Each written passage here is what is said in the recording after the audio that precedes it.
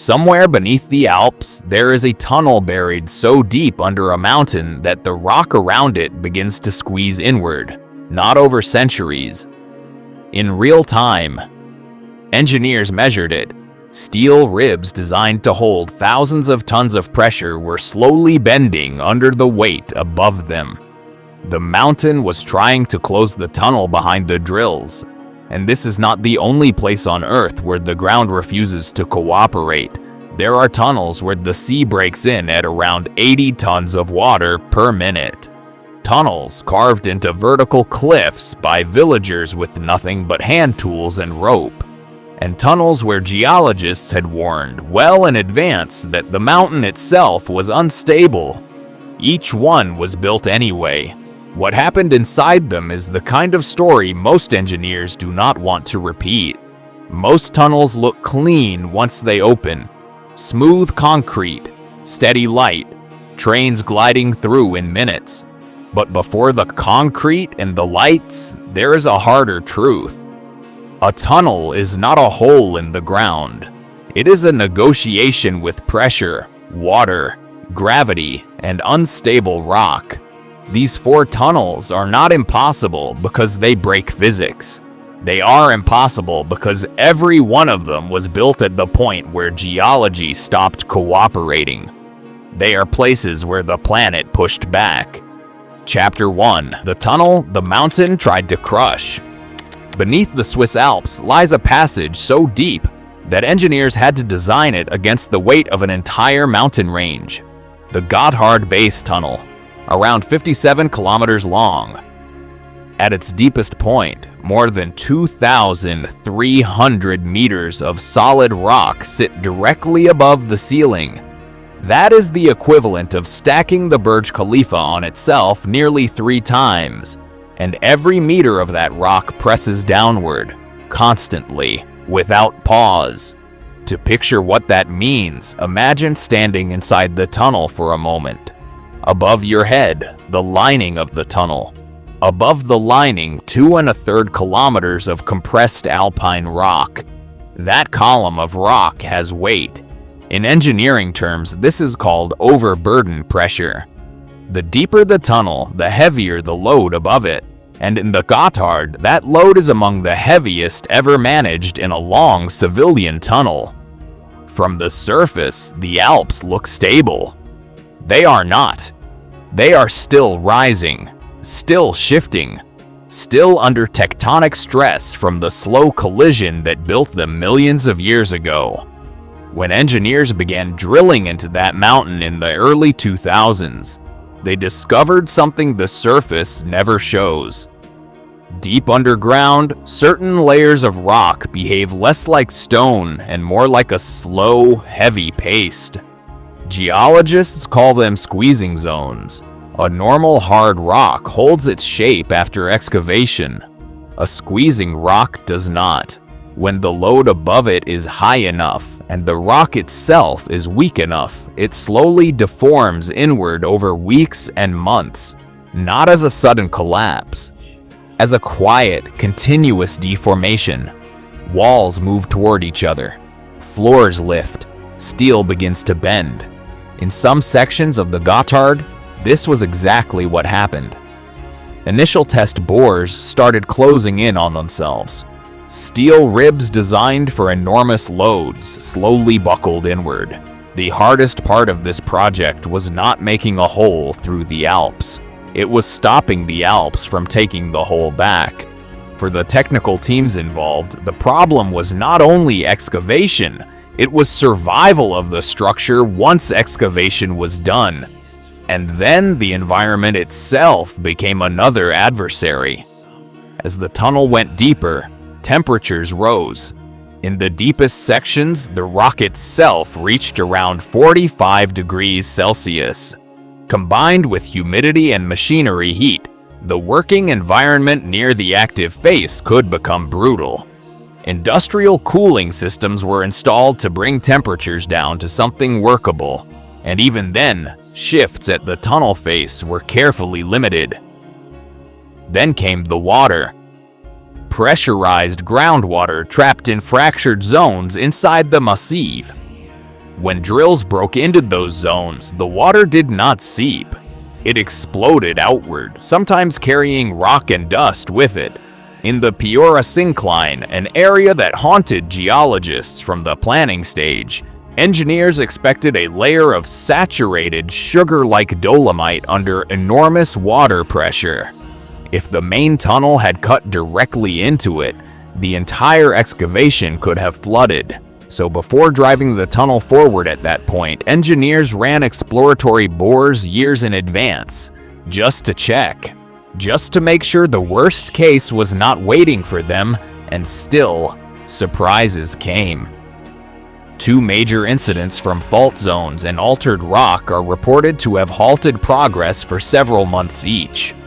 In the Fido section, engineers encountered conditions described as some of the most adverse ever recorded in modern tunneling, with squeezing ground combined with sudden rock bursts.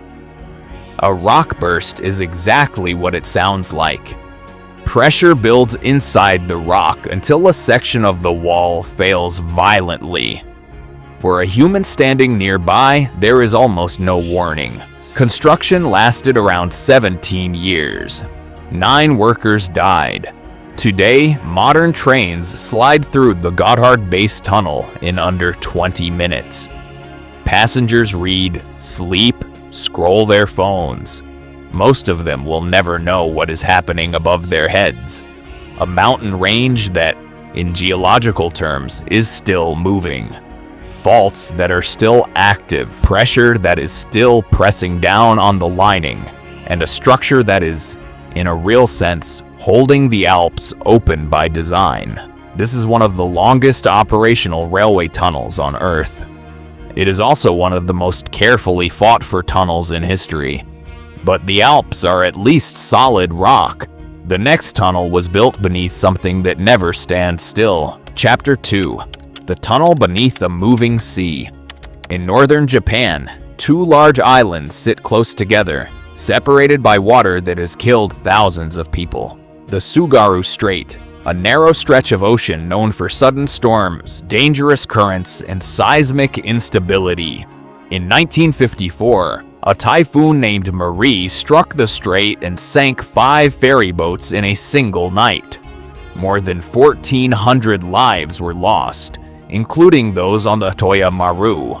It became one of the worst maritime disasters in Japanese history, and it triggered an idea that engineers would spend the next 3 decades fighting to make real. If the surface was too dangerous, they would go beneath it. The Seikan Tunnel, around 53.8 kilometers long, about 23 kilometers of it carved beneath the seabed. At its deepest point, the tunnel sits roughly 240 meters below sea level and around 100 meters below the ocean floor itself. The problem was not just depth. The problem was the rock. Building a tunnel deep underground is hard. Building one beneath the sea is a different category of difficulty. Above the roof of the tunnel, there is no air gap. There is no margin of mountain to absorb a mistake. There is only the ocean floor, and then a mass of seawater pressing down and looking for any path inward. The Tsugaru Strait sits in an active seismic zone. The geology beneath it is unpredictable.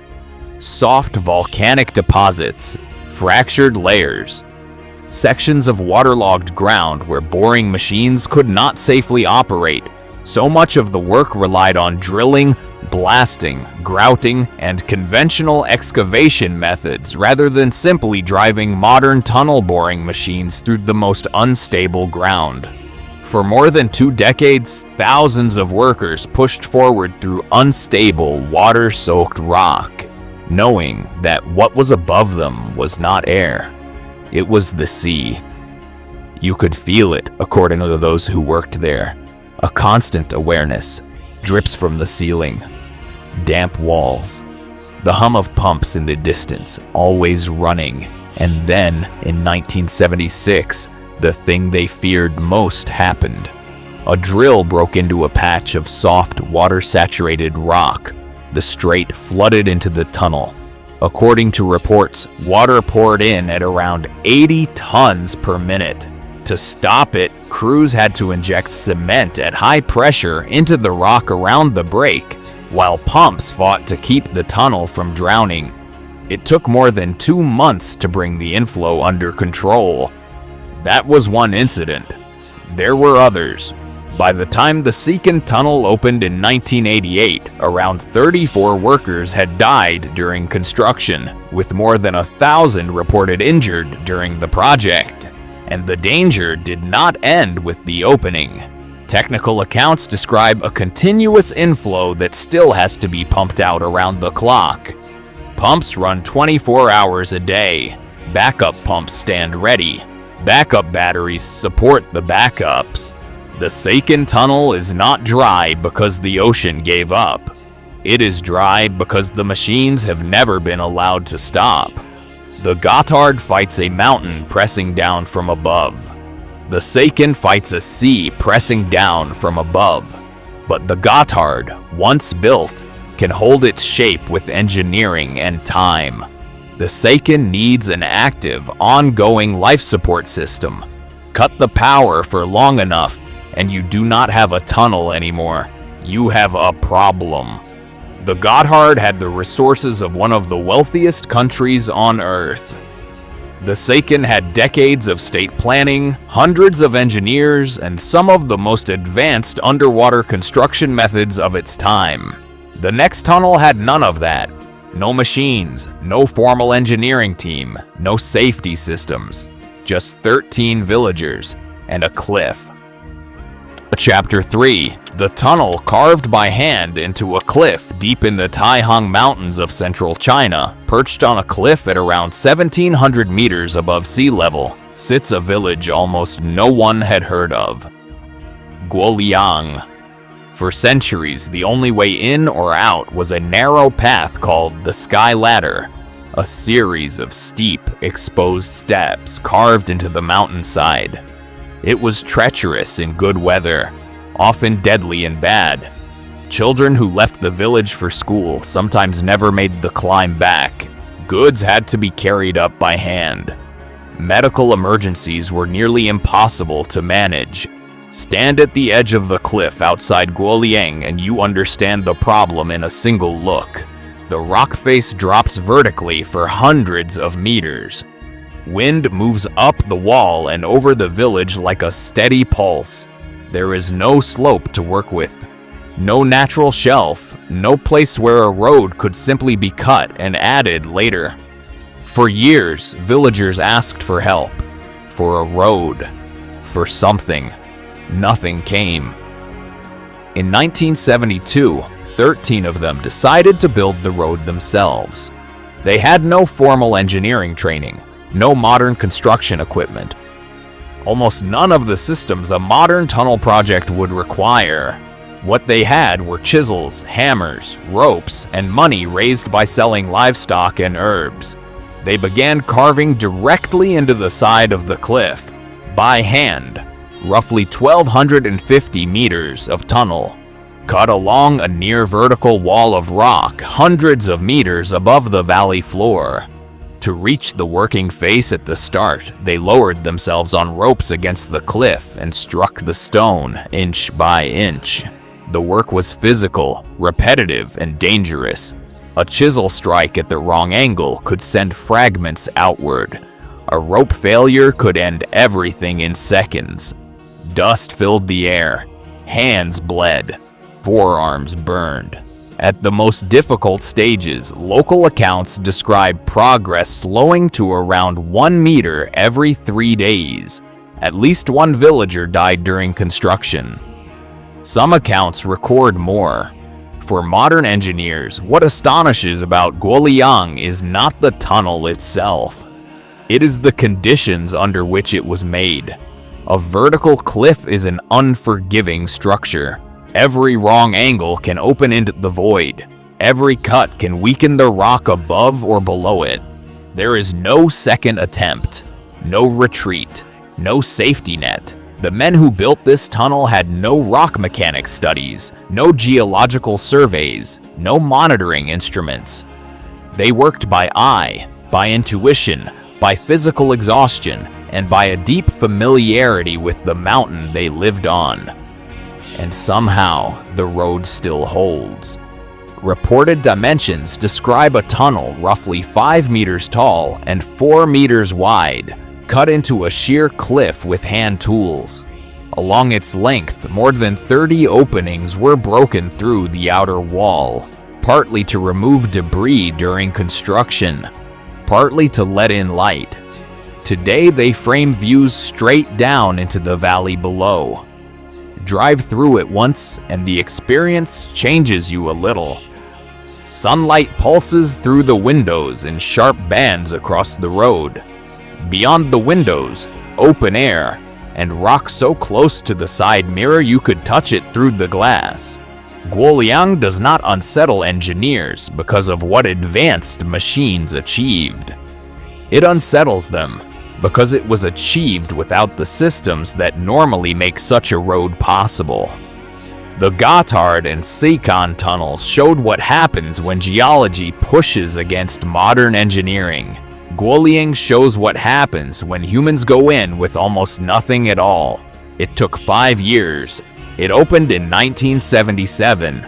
For the first time in the village's history, a vehicle could reach Guoliang. Doctors could come up.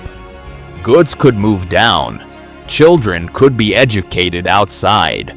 What had been one of the most isolated villages in China became one of its most visited landmarks. But the final tunnel in this story is different. Its danger is not buried in history. It is still active. Chapter 4. The Tunnel. The Earth is still fighting. In northern India, in the state of Uttarakhand, engineers are cutting a tunnel into the foothills of the Himalayas.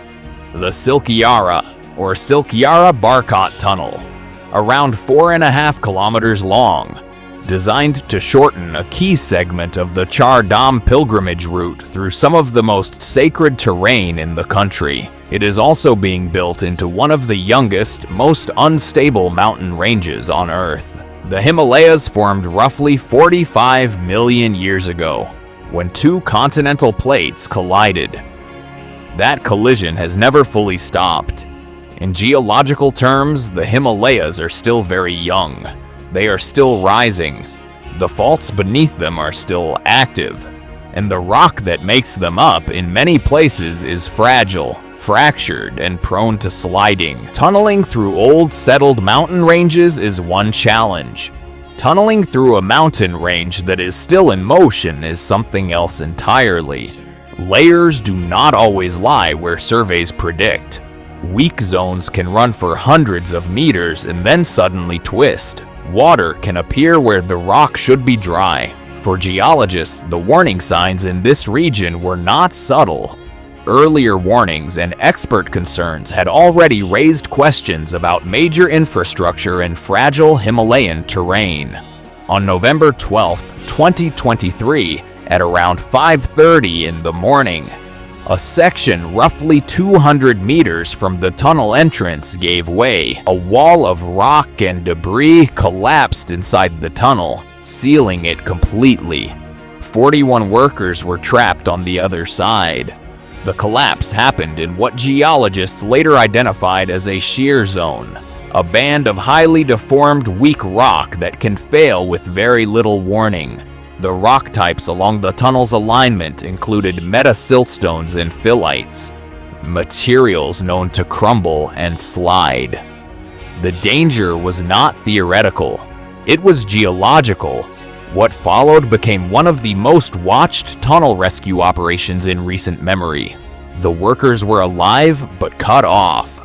For days, communication with them happened through a narrow pipe. Through that pipe came food, water, oxygen, voices from outside, and from inside, the steady knowledge that the only way home was through about 60 meters of broken rock, twisted steel, and unstable ground. Above the tunnel, families gathered. Mothers, wives, brothers, waiting at the entrance through cold mountain nights. Below the rubble, 41 men were rationing food and trying to stay calm in a confined space, surrounded by the same kind of rock that had already failed once. For 17 days, the world watched. Drilling rigs broke down. A heavy auger sent in horizontally shattered against buried steel girders. Pieces of the machine itself became another obstacle. Vertical drilling was attempted from a hillside above the tunnel, itself a section of mountain that had already partially collapsed. In the end, the breakthrough came not from heavy machinery, but from a small group of so-called rat hole miners, men who specialize in digging by hand through narrow underground spaces. They cleared the final stretch of debris with handheld tools. On November 28th, all 41 workers came out alive. No one had been killed in the collapse or the rescue. It was hailed rightly as a miracle. But after the rescue ended, a harder question remained. Why had it happened at all? Later reporting and technical reviews pointed to serious questions around geological investigation, ground support, monitoring, and emergency access. The absence or non-functioning of emergency access at the collapse point became one of the major questions after the rescue. In the same region, other major infrastructure projects have suffered failures. In 2021, a glacial outburst in Uttarakhand killed more than 140 workers at a hydropower site. Researchers studying the wider highway corridor of which Silkyara is part have noted that widened road sections appear significantly more prone to landslides than unwidened ones after heavy rain. Engineers who worked on the rescue have since said something important. Tunnels here must work with the mountain, not against it. The project has been reported as targeted for completion around 2027, but the exact timeline should be treated cautiously. What is certain is harder. The geology has not changed. The faults are still there. The shear zones are still there. The mountain is still moving. Silkyara is not unsettling because it collapsed once. It is unsettling because the same forces that caused the collapse are still in motion, still active, still pressing, still waiting. 4 tunnels, 4 very different worlds. A passage beneath the Alps where the rock itself tries to close behind the drills. A passage beneath the sea, kept dry only by pumps that can never stop. A passage carved into a cliff by hand by 13 people who refuse to be cut off from the world. A passage through a young, restless mountain range that has already shown what it can do. What unites them is not their size, not their engineering style, not even their cost. What unites them is something simpler. Each one was built against a force that did not want to give way. Pressure, water, isolation, geology. In each case, the people involved knew at some level that they were not in control. A tunnel is not a victory over the earth. It is a negotiation with it. Most travelers will pass through tunnels like these without thinking about them. They will be inside for minutes. Then they will be out. The mountain above them will go unnoticed. The ocean above them will be invisible. The cliff below them will be hidden by darkness. That, in a way, is the point. The most extraordinary tunnels are the ones you do not feel. The ones that hide their cost behind smooth concrete and steady light. But the cost is always there. In the years of work, in the lives lost, in the pumps that never switch off, in the geological forces that never truly stopped pushing back. These are not just engineering projects. They are quiet reminders that the planet has a shape of its own. Every time we cut into it, it answers. Sometimes with silence, sometimes with water, sometimes with collapse, and sometimes just barely with passage. An impossible tunnel is not one that cannot be built. It is one that never fully stops fighting back.